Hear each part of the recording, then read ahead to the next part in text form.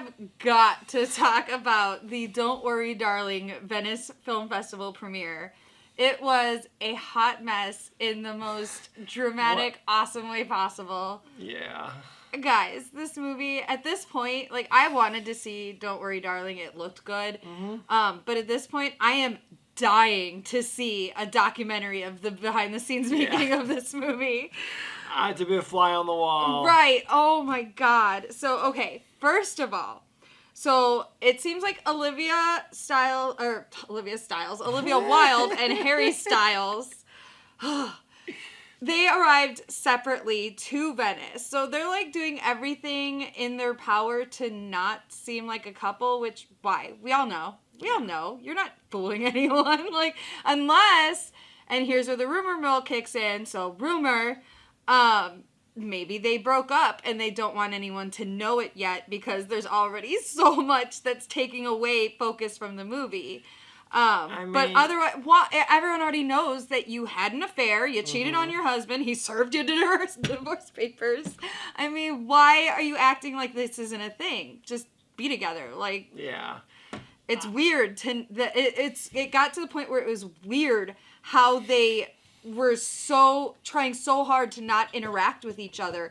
Not in the interviews, not on this red carpet. They didn't even sit next to each other in the theater. Like, Chris Pine was between them. I thought that was weird. Yeah, because, like you said, the whole internet, the whole world knows that they're together. Right. But maybe it could be, unless it's a legal thing, or she's trying to avoid the drama, but I think she's just making more. You're just drawing more attention to it. It's like we were talking about with Lea Michele. If she had just leaned into the I can't read thing, it would have gone away. If she and Harry Styles had shown up on the red carpet holding hands, being like, yeah, we're in love, whatever, it wouldn't have been a thing. Now we're talking about it because now it's weird. Because why are you guys acting like you're strangers? Like, it's weird. It is weird. But it gets weirder. It does. So next there was the press tour. Okay, so the press tour is where Florence Pugh was supposed, like, that was going to be her one press event. And she did not show up. And when Olivia Wilde was asked where she is, why she isn't there, whatever, Olivia once again lied and said that, it was a scheduling conflict because she's working on Dune. So that she'll be here later for the film, but she's not here now for the press. Cut to people who have video of Florence in Venice strutting around in this really cute little blue two-piece with a drink in her hand like she's the fucking queen of everything. Well, girl. Right, so she's in Venice, clearly, because she did go to the premiere. Yep. So to say and she, according to people in the know, that video of her walking around in that little cute blue outfit is that exact same moment that they're doing the press tour, and Olivia's like, it's scheduling, that's why she's not in Venice right now, but she'll be here later. But what I don't understand is why she would lie about that, because obviously it is a lie, but because the fact that I thought we already knew that Florence Pugh wasn't going to do. Well, like I said, I think this was supposed to be her one thing, and she didn't even show up for that, so... yeah. Someone's mad. Also, so, the rest of this press tour, so it was them all answering questions, and then they all went off and answered questions. So there's this one clip of Harry Styles and Chris Pine doing an interview, and Harry Styles is talking about why he likes acting or something. It's like word salad. And you can literally see Chris Pine sitting there disassociating as the conversation is happening. And then every photo I have seen of this man come out of this press tour looks like a hostage situation. Like, we'll post a few, but he looks like he's in a hostage situation and is just waiting for it to be over. So basically it's sad Ben Affleck all over again. Does anybody remember when that meme was everywhere? Yep. And he was promoting Batman v Superman, I think, and he just looked like, I don't want to be here. Right. I am done. That's pretty much Chris Pine face. Yeah. So. Like, done. Over it. I think that's the face you get when you, know, it's just, this isn't worth your time anymore. Right. This is just, The problem is like Florence Pugh, Chris Pine is too good for this drama BS. Like, they're professional. They go do their job. Like, I feel that too. Like, I feel like that's what his face is really expressed, because he's getting it from all sides, and he's just probably Like, I'm not even involved in these. Right. He's probably thinking to himself, how did I get here? Right. How did I get from Wonder Woman to this? I signed on to a movie that seemed like a good film, and now I'm here. And that's the thing is this did look like it was going to be a good movie, but it's so overshadowed now by everything else. Like I said, I'm dying to see what it does at the box office. Is it going to help? Is it going to hurt? You know, what's going to happen? Well, next we have the red carpet. So, guys, this is where all the, like, really fun happens, because I'm guilty of it too, but the internet was like pouring over videos and pictures and everything, trying to like determine what everybody's relationship was with everybody. It was a really fun night on Twitter. Guys, I just want to stop here and say the pictures of Florence, she looks like the epitome of modern old glamour Hollywood. Like, this woman in these photos in this dress is seriously making me question my sexuality.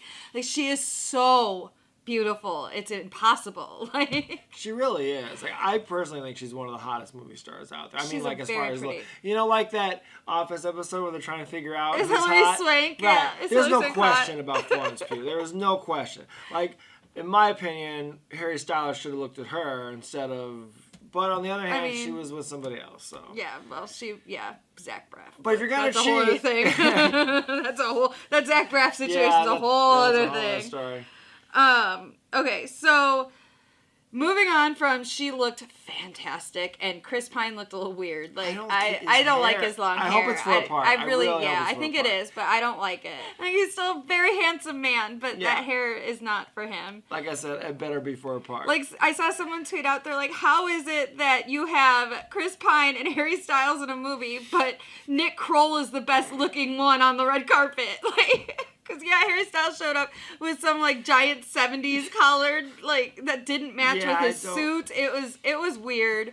Normally I love what he does on the red carpet, but it was a weird look. I wasn't feeling this one. Whoever would have thought the douche was more popular than Harry Styles. Douche. I love Nick Kroll. There was a couple of fun moments where, like, Florence Pugh was in front of all the photographers, and then you notice that it's Chris Pine and Nick Kroll in there. They've got, like, disposable cameras taking pictures of her like they're part of the press, and you see her notice them and laugh, and so at least we know that Florence Pugh and Chris Pine and Nick Kroll are all on good terms. So there's that. Well, there's always unity amongst people who hate the same person. I mean, the thing is once you get to where they're all taking, like, group photos, it is so awkward because it is clear that Florence Pugh and Olivia Wilde are, like, trying to put as many people as possible between them so that they don't actually have to stand next to each other. And at the same time, you have the weirdness of Harry Styles and Olivia Wilde very carefully keeping one or two people between them and not being photographed together. And it's like... This is what is going on? This must like I'm sorry, but I do see the humor in it. The fact that this is a Warner Brothers picture as well. I know. And it's just imploding. Like Zaslav literally cannot catch a break. Right. Like, this was supposed to be... And he just lost Daniel Lynn, which we'll talk about on this news. Was probably supposed to be his Oscar bid for the year. This was one of the 3 movies they could still afford to put out. You gotta laugh. You just got to. Otherwise, you're crying. All right. So let's get into the actual premiere. So this is where what the internet has dubbed Spitgate happens. So as Harry Styles is walking in to his seat or whatever, you've got Olivia already sitting there and you've got Chris Pine sitting there, and then the video shows Harry Styles walk up and it looks like he spits in Chris Pine's lap, and Chris Pine, like, even looks down and is like, what the fuck? Like, it really does. And then Harry sits down and, like, waves at someone past Olivia Wilde, right? even. Yeah, because I thought that was weird, because Chris Pine does look like he's just in the middle of all of this. Right. Like, she purposely sits over here, and then Chris Pine in the middle, and then you got the ex, or whoever he is, Harry Styles, sitting. It's so high school awkward. Right. And I feel for Chris Pine, because I feel like he's the one that's caught in the middle of this, and then I don't know if he spit in his lap. I don't know if he did. Okay. I have watched this video so many times. I've seen other people break down this video because it was like instantaneous. That Twitter was like, okay, here's slow-mo, guys. Here's close-up. Okay, so it looks like he does the motion of spitting, but you never actually see any spit come out of his mouth. And that's why I wonder if it's some sort of inside joke between them, because it reminded me of... Then please come out and say it is. Yes. It reminded me of... Have you guys ever played the game with somebody and you're just trying to get them to look at your finger? Yeah, the little hole. Yeah. Like, that's what it reminds me of, because Chris Pine's reaction is like, he looks down and he's like, oh, like, kind of like, God damn it. That's what he kind of looked like. Right, like you got me. I got me, you know? So, I'm not sure that it's the big deal that everyone's making it out to be, but in addition to everything else, this on top of it was just... I hate to say it, peak Twitter. I hate to say it, but I think you guys need to explain what happened, because the internet's just never going to let this go otherwise. Nope. It's actually, Twitter has dubbed this video our generation's Zapruder film.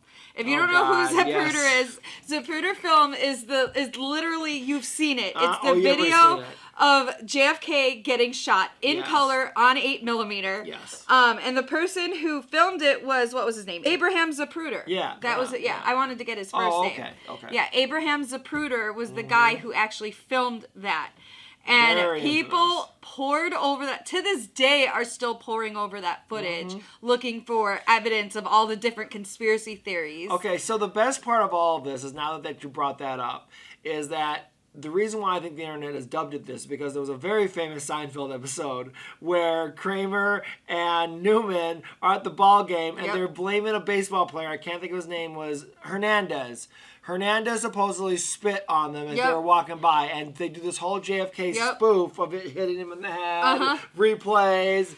I was on Twitter and I was like, why is Zapruder fucking, like, why are we talking about JFK right now? Yeah. And then I clicked on it and it was a lot of clips of Seinfeld and it was the Harry Styles clip, and it was everybody being like, this is our generation's Zapruder film, and I'm like, this is amazing, That's the you first guys. thing I thought this of. is amazing. So after the movie finishes, there's video now of Nick Kroll, who kind of like gestures to Florence Pugh for the audience. The audience stands up and she gets a standing ovation and everything. And then it pans over to Olivia because someone must have been like, and Olivia or whatever. Right. And so everyone's clapping and the camera goes back to Florence Pugh and she's sitting there fiddling with her purse and talking to Nick, and Nick's kind of half-heartedly. And Gemma Chan is standing there too, and Gemma's not really clapping either for Olivia. And then they must have announced someone else, because you see Florence put her purse down and start clapping.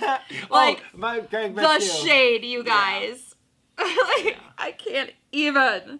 No, it's clear. Like, it's a shame there's a thing called professionalism out there, because I like to hear what Florence has to say. I really would, but she seems like she's way too professional to talk to the gossip rags. And Olivia's trying very hard to be professional about it. She just keeps getting caught in lies.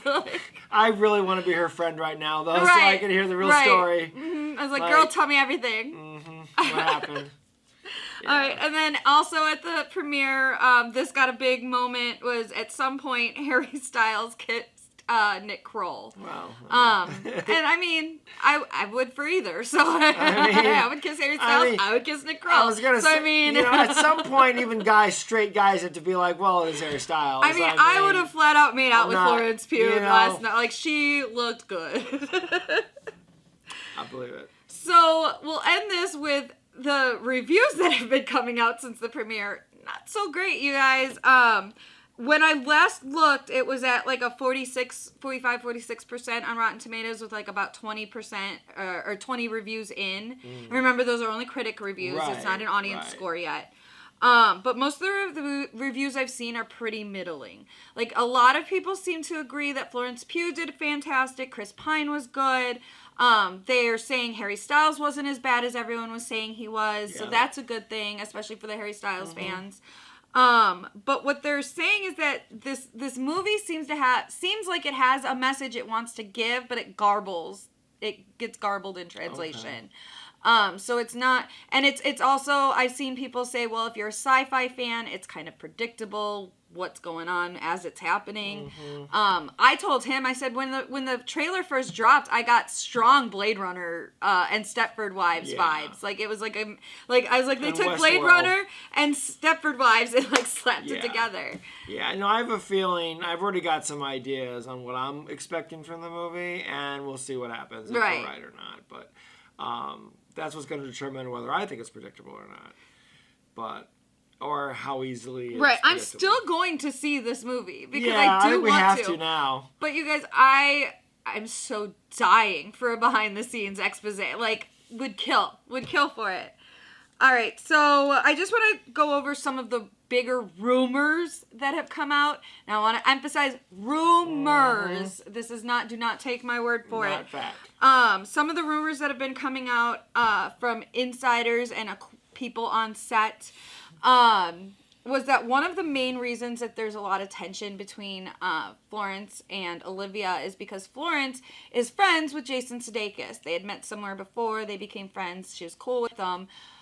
Jason didn't know that Olivia and Harry had started their affair on the set. And so Jason was bringing the kids to visit their mom and everything. And that's kind of what Florence was having issue with, is what people are saying. Okay. One of the other issues that came up, I guess, was that Olivia wasn't always present. And so either the cinematographer, or some reports are saying Florence herself. I'm not sure I believe that one. I could see a cinematographer taking over directing duties. I don't see Florence just jumping in and being like, all right, guys, fuck it. Let's do it. I would hope not. Like, maybe a second unit director or something, but not an But actor. that's what some of the tension is coming from, is that Olivia wasn't as present in this movie as she needed to be as the director. Jesus. So again, these are all the rumors coming off the set. Nothing has been collaborated. No one has come out and said it on the record. Nothing like that. These are all allegedly. Yeah, allegedly. We'll call them the allegedlys. Yeah. So yeah, if that's the case with Jason Sudeikis and he was bringing kids to visit and everything, and then found out that you were screwing your leading man. Well, I would imagine. I don't feel so bad that she got served divorce papers in front of an audience anymore. I really don't. I'm guessing he was one of the last ones to find out. I mean, and that's probably why Pew is. If it's true, that's why she's upset. Because one, she got thrusted in the middle of this. Two, she probably thought it was disgusting. Right. So that's the don't worry. That's the updated "Don't Worry, Darling" drama. I promise we will bring you any more that comes out because I am invested. Yep. Thank you guys for watching this news brief. We had to get you this attention. We had to get you this story right away. Yep. Because we found it very entertaining. Sure did. Yes. And stay tuned, because this weekend we're going to get full D23 coverage for you, probably on Sunday. Because I think we'll have all the information we need by then. So stay tuned and like and subscribe. And I'm going to shut up now. I think we took up enough of your time. All right. Well, I'm going to go talk over here. Okay, bye. My favorite thing about the movie is, like, it feels like a movie. It feels like a real, like, go to the theater film movie that, you kind of, the reason why you go to watch something on the big screen. I think if you can go away and think about, have something to think about afterwards, I think art, if it moves you, whether it upsets you or makes you feel happy or makes you feel powerful or makes you think, is what art's for. I don't think you have to feel really comfortable through a film to think that it's a really great film. I think sometimes the best films are the ones that make you feel a little bit uncomfortable.